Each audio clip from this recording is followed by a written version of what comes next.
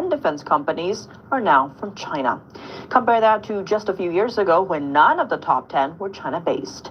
To discuss, entity's Don Ma was joined by Adam Sabat, director of the China Policy Initiative at America First Policy Institute.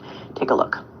Mark Rutte says that if China attacks Taiwan, Russia could create a military distraction in Europe to support Beijing. What's the likelihood of this in your mind?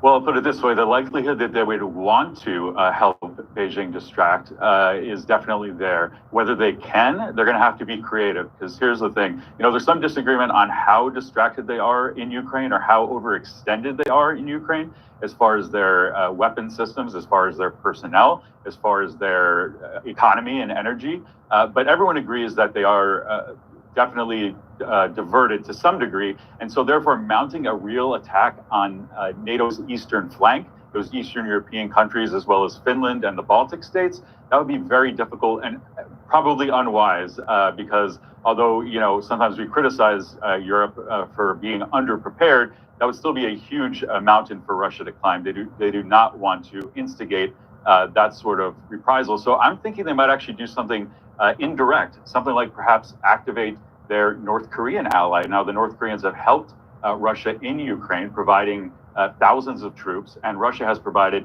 technology and shipbuilding expertise to North Korea. So I would think of a more creative angle like that.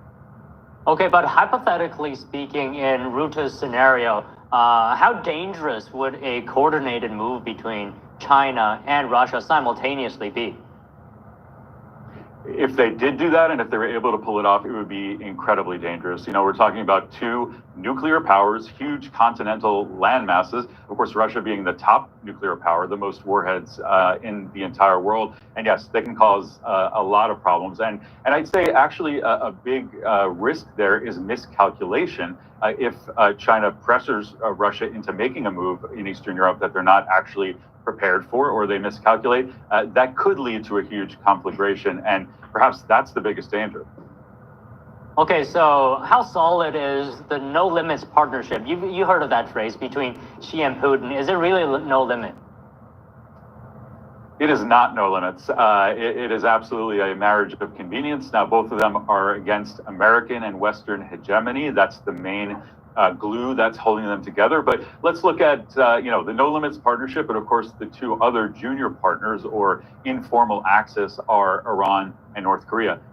This week we had some important activities in Iran, and Iran is greatly degraded in their nuclear program as well as their general ability to deter in the Middle East. And did Russia and China come to their aid? They did not. So, I mean, there's real strictures here when the rubber hits the road and when the U.S. applies its power. There's limits. There's limits. It's not no limits. There's limits to what these countries can do for each other. And ultimately, China and Russia's interests do not align on some very important things. They have underlying border disputes in the east of Russia. They have conflicts over resources in eastern Russia and those sorts of tensions. They actually have tensions over North Korea because now Russia's become a closer ally to North Korea than China is. There's all sorts of layers here, all sorts of ways to pry them apart from each other. It is not no limits. Okay, so Mark Rutte also said today, that NATO would not opt out of a conflict involving Taiwan. Can you paint us a picture here of what role would NATO practically play in an Indo-Pacific crisis? Yeah, well, practically they would not play a kinetic role, as we say. They would not have a meaningful naval or air component that they could commit to a Taiwan contingency. For that, we would have to rely on our regional partners, our treaty allies such as Japan and the Philippines, and these mini-lateral arrangements like the Quad, which includes also India and Australia.